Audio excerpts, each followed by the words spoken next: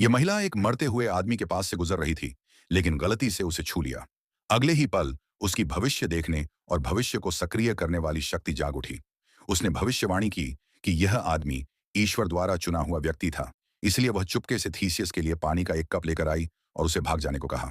उस रात कई पुजारियों ने जानबूझकर मनमोहक भजन गाना शुरू किया।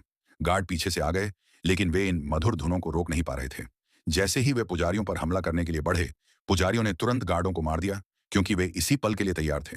4 पुजारियों में से भविष्यवक्ता पॉटर को सबसे कीमती जिम्मेदारी दी गई, ताकि वह थीसियस और दूसरों को बुराई के चंगुल से बाहर निकाल सके।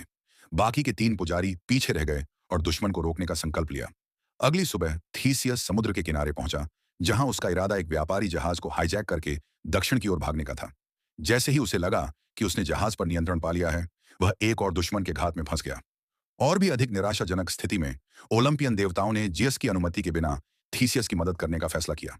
पास ही समुद्र का देवता त्रिशूल लेकर स्वर्ग से नीचे उतरा। देवता परमाणु बम की तरह समुद्र में कूद पड़े।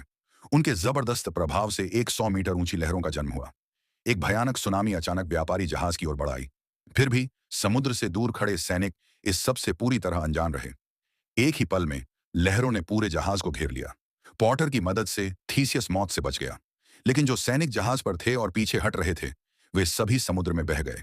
अपने पिता से प्रेरित होकर जिंदा बचा थीसियस अपनी मां को दफनाने के लिए घर लौटने का संकल्प करता है, क्योंकि एक दिव्य धनुष उसके मन में अपनी मां के अवशेषों के साथ प्रकट हुआ था।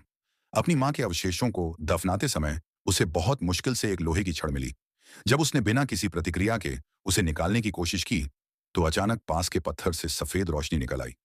थीसियस ने एक बड़ा हथौड़ा उठाया और अपनी पूरी ताकत से उस पत्थर पर वार किया।